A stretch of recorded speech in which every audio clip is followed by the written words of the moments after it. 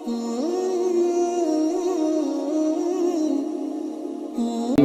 الله الرحمن الرحيم وقالوا اتخذ الرحمن ولدا لقد جئتم شيئا إدا تكاد السماوات يتفطرن منه وتنشق الأرض وتخر الجبال هدا.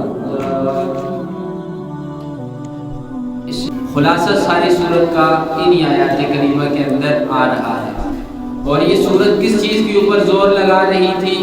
توحید کے اوپر سورت کا زور تھا کہ اللہ ایک ہے، اللہ کے ساتھ کوئی شریک نہیں، نہ اللہ کا کوئی بیٹا ہے نہ اللہ کا کوئی برابر ہے.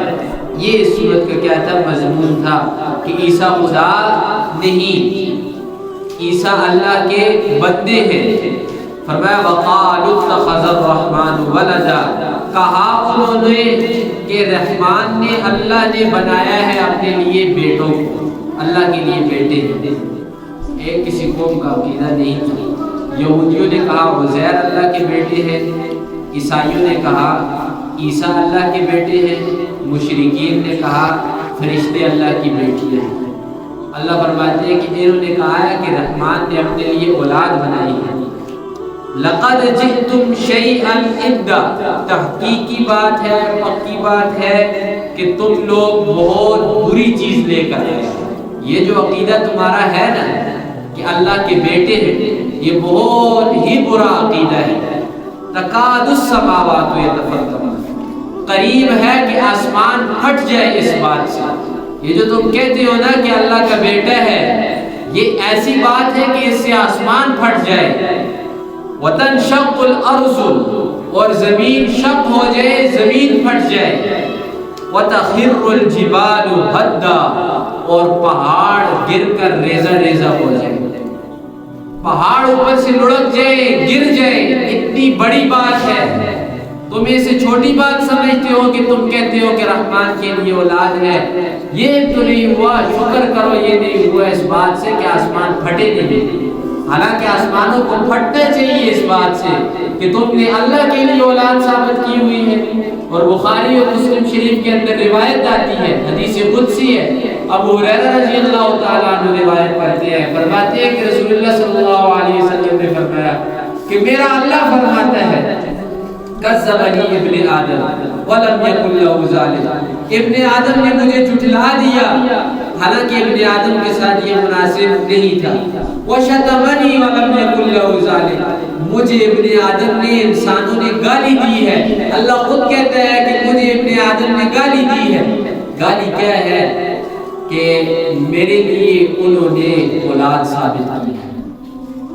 اللہ کے لیے بیٹا ثابت کرنا، اللہ کے لیے شریک ثابت کرنا، یہ اللہ کو گالی دینے کے مترادف ہے.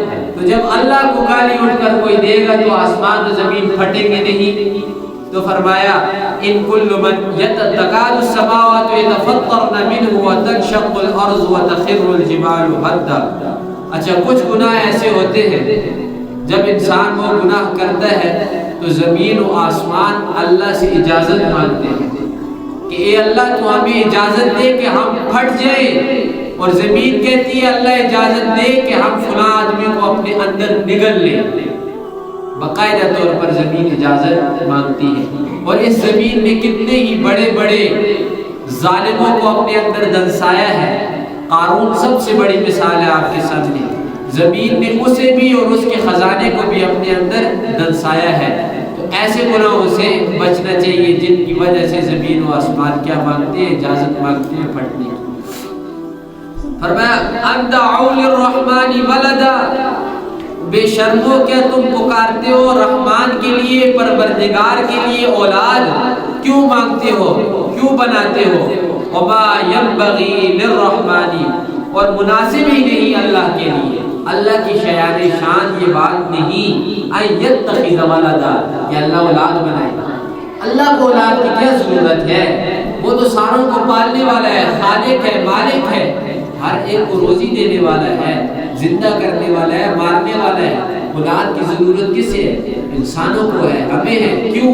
ہم محتاج ہیں، ہمیں بیٹی کی ضرورت کبھی جوانی میں پڑتی ہے کہ پیسہ کما کے دے گا، کبھی بڑھاپے میں پڑتی ہے کہ ہمارا سہارا بنے گا، ہماری خدمت کرے گا۔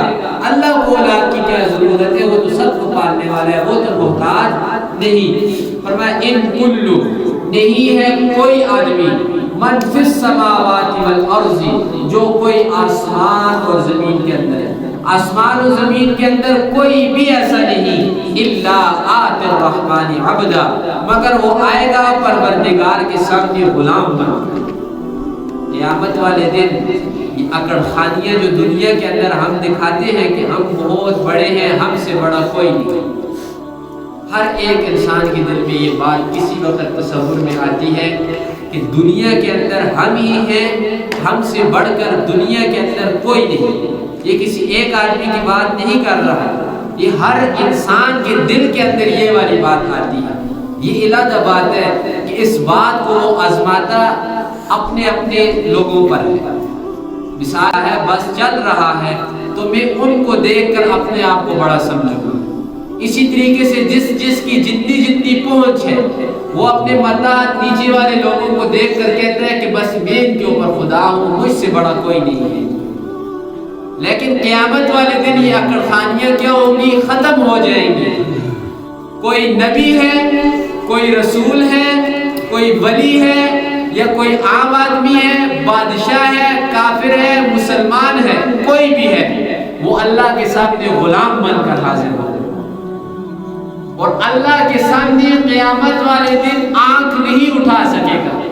خاشعۃ ابصارهم ترہقهم ذلہ، اللہ فرماتے ہیں سارے کے سارے لوگوں کی کیا ہوں گی، آنکھیں جھکی ہوئی ہوں گی، آنکھیں قدموں کے اندر ہوں گی، اپنے پاؤں کو دیکھ رہے ہوں گے۔ اس وقت چھاتی نکال کر اللہ کے سامنے کوئی کھڑا نہیں ہوگا۔ وہ کوئی دنیا کا بڑا بادشاہ فرعون ہے، وہ بھی اللہ کے سامنے نظریں جھکائے ہوئے ہوگا، اور اگر کوئی بہت بڑا نبی ہے وہ بھی اللہ کے سامنے نظریں جھکائے ہوئے ہوگا۔ الا آت الرحمن عبدا، سارے کے سارے اللہ کے سامنے عاجزی پیش کریں گے، انکساری پیش کریں گے، اور اللہ سے رو رو کر دعائیں مانگیں گے، حتیٰ کہ محمد الرسول اللہ صلی اللہ علیہ وسلم وہ بھی اللہ کے سامنے سجدے میں گر پڑے ہوئے، فرمائیں کہ اے اللہ تیرا ہی آسرا ہے، تیرے علاوہ کسی کا آسرا نہیں۔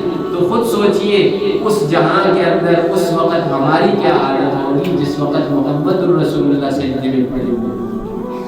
تو لہٰذا اگر اللہ کو منہ دکھانا ہے قیامت والے دن، اللہ کے سامنے دربار میں حاضر کے ذلیل نہیں ہے، اور جو اللہ کے سامنے اور اللہ کے بندوں کے سامنے اکڑ خانی دکھاتا ہے، اللہ دنیا کے اندر بھی ذلیل کرتے ہیں، اللہ آخرت کے اندر بھی ذلیل کرتے ہیں۔ دنیا کے اندر کسی انسان کو کسی انسان پر مال و جائیداد، حسب نسب، قوم قبیلے کے ساتھ فوقیت نہیں دی گئی، یہ سارے کے سارے برابر ہیں۔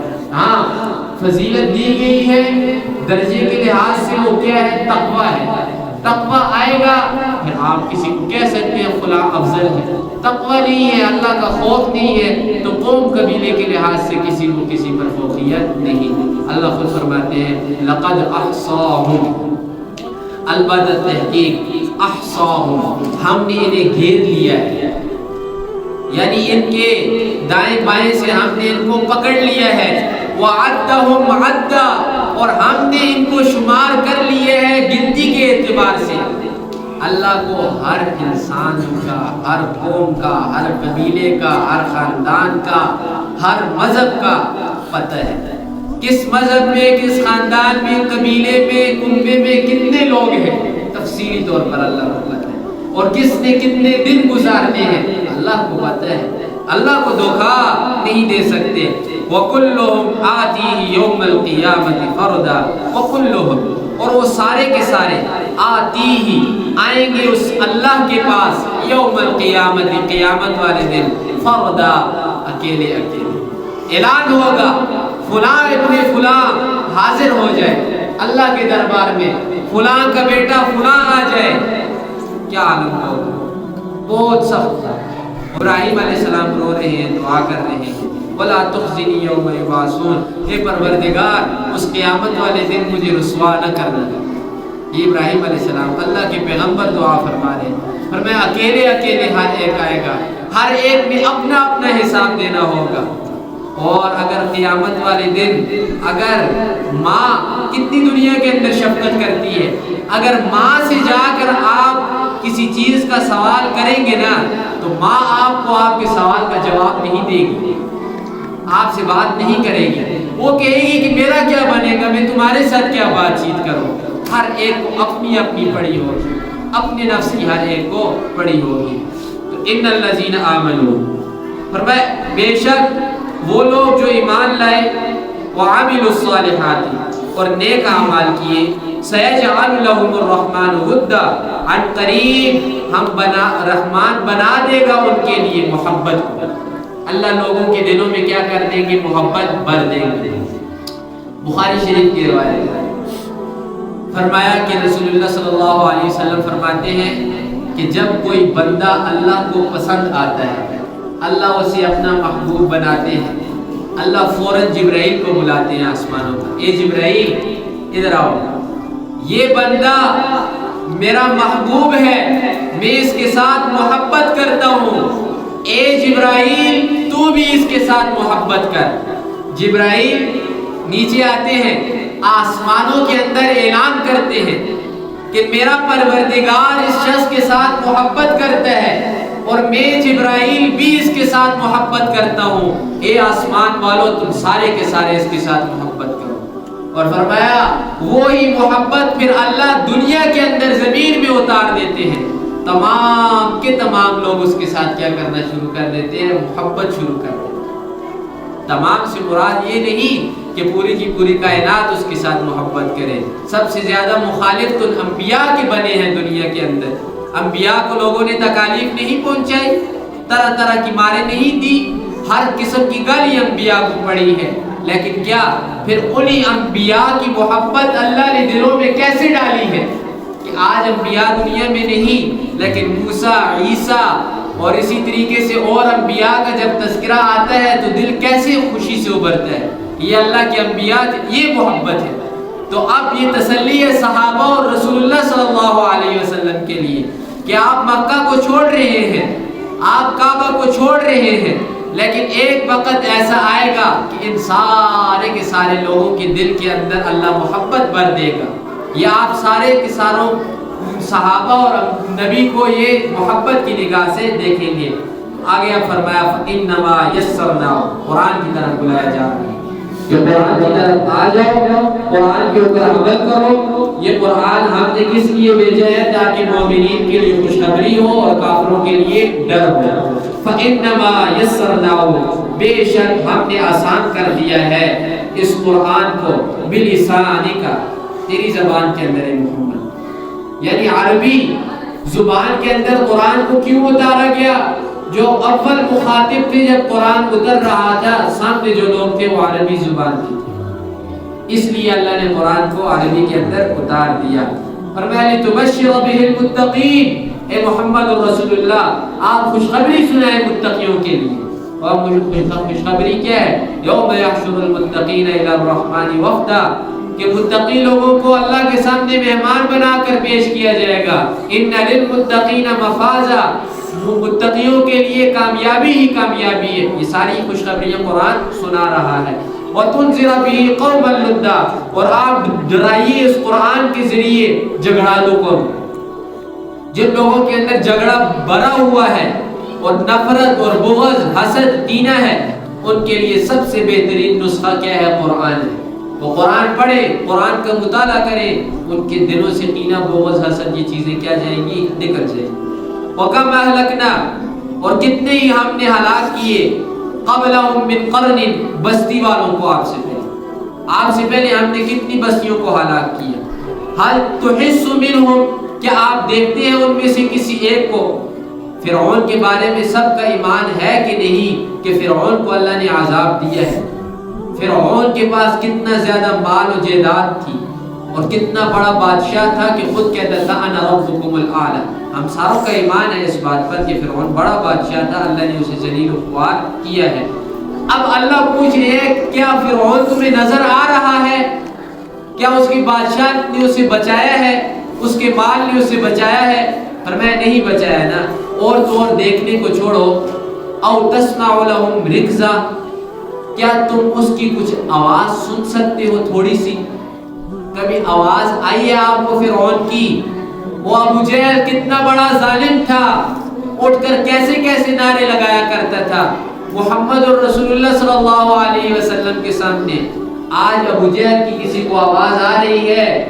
دنیا کے اندر کیسے کیسے ظالم گزرے ہیں، لیکن چلے گے مٹی کے ساتھ مٹی ہوگے، اللہ کی آگ کے اندر چلے گے۔ لیکن آج آپ کو ان کی بادشاہ یا ان کا مال یا ان کا روب داب کچھ بچا سکتا ہے اللہ کے عذاب سے؟ فرمایا نہیں۔ لہٰذا مال و دولت، قوم، قبیلے، کسی چیز پر فخر نہیں کرنا، صرف اور صرف بچائے گا تو آپ کو تقوی بچائے گا، تقوی کے علاوہ کوئی چیز آپ کو بچا نہیں سکتی۔